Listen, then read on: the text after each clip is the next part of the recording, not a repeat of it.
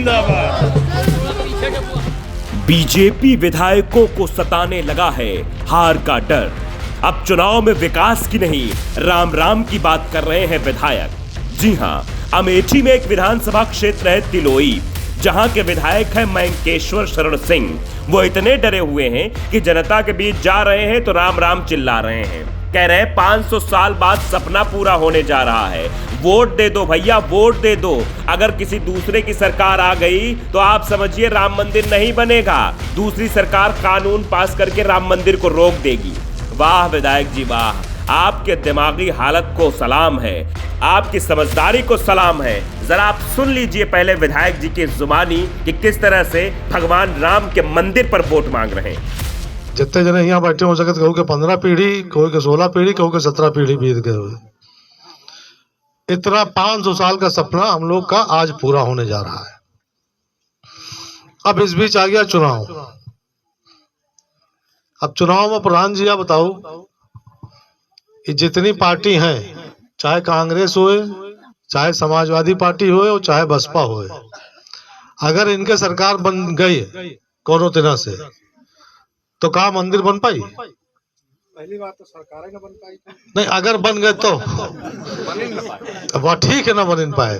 अगर मान लो सब जने कुछ गलत कर जाओ तो बन जाएगी, नहीं बन पाएगी। अब की तो नहीं बन पाएगी। लेकिन यह जान लो, अगर बन गए तो अगर 10 तारीख का गिनती है, 11 तारीख का शपथ ले है, 10 बजे शपथ हुए मान लो तो 10:30 बजे एक आर्डर निकल जाए कि मंदिर का काम बंद। अब यह का सोच लो सब जने कायदे से कि ये जो 500 साल के हम सब पुरखन के जो सपना रहा वो पूरा होने जा रहा है। अगर कहीं सरकार बदल गई तो मंदिर का काम वहीं तुरंत ठप हो जाएगा। इसलिए मेरा आप सबसे हाथ जोड़ के प्रार्थना है कि हम लोग इस बार भगवान श्री राम का, क्योंकि अगर इस बार मौका चूके तो पता नहीं फिर क्या 500 साल बाद नंबर आई कि होबे न करे। इसलिए इस बार बिल्कुल नहीं चूकना है हम लोग को। भगवान श्री राम का मंदिर अयोध्या जी में भव्य विशाल सुंदर मंदिर बने, वह के बारे हम लोग कमल के फूल वाला बटन दबाएं।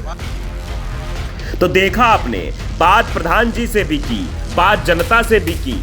विधायक जी बड़े हिसाब से बात को समझा रहे थे कि 500 साल भैया, 500 साल। अगर कहीं गलती हो गई, योगी जी की सत्ता दोबारा उत्तर प्रदेश में ना आई तो आप समझिए राम मंदिर नहीं बनेगा। इस तरह की अफवाह फैलाई जा रही है, ये जताने की कोशिश की जा रही है कि भैया राम मंदिर तो बीजेपी वाले ही बनवा रहे हैं। जबकि आप भी जानते हैं, हम भी जानते हैं कि राम मंदिर तो सुप्रीम कोर्ट के फैसले के बाद बन रहा है। और राम मंदिर कोई सरकार नहीं बनवा रही है, राम मंदिर देश की सुप्रीम कोर्ट बनवा रही है।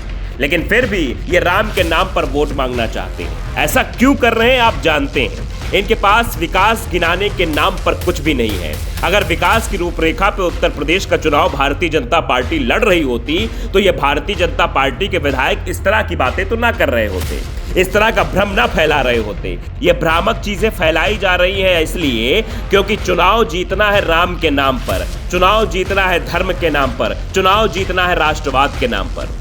आप भारतीय जनता पार्टी के गानों को सुनेंगे जो प्रचार के लिए बनाए गए हैं, उसमें भी कहा जाता है जो राम को लाएंगे हम उनको लाएंगे। यानी भारतीय जनता पार्टी को लगता है कि राम को ये लाए हैं। आप समझिए, भगवान राम तो हम सबको लेकर आए हैं। हम और आप जो भी इस देश दुनिया में हैं, सबको भगवान राम लाए हैं। और बीजेपी वाले इतने महान हो गए कि ये भगवान राम को लाए। आप समझिए, ये सीधे सीधे बताने की ये कोशिश है, सीधे सीधे भगवान को अपमानित करने की कोशिश है। यानी भगवान इनके सामने बहुत छोटे हो गए हैं, यानी भगवान इनके इशारों पर चलते हैं। ये भगवान को लाते हैं, ले जाते हैं। भगवान इनके कॉपीराइट हो गए हैं, भगवान का मंदिर इनका कॉपीराइट हो गया है। इसीलिए राम के मंदिर के कॉपीराइट को लेकर जनता के बीच उतर रहे हैं और मांग रहे हैं राम मंदिर पर वोट कि भैया वोट दे दो, वोट दे दो, नहीं दूसरी सरकार आएगी तो राम मंदिर नहीं बनेगा। जबकि इनकी खुद पार्टी पर आरोप लगा, इनकी पार्टी पर यह आरोप है कि राम मंदिर में जो चंदा आया उसमें घोटाला हुआ है। अब आप जानिए कि इसमें कितनी सच्चाई ये नहीं है, लेकिन ये समझ में आता है। जैसा विधायक जी वोट मांग रहे थे, मैंकेश्वर शरण सिंह जी, उनको लग रहा है कि उनका चुनाव गड़बड़ हो जाएगा। अब आखिरी उम्मीद राम मंदिर ही है जो उनको इस चुनाव से जीतने से बचा सकती है। Bureau report, the such.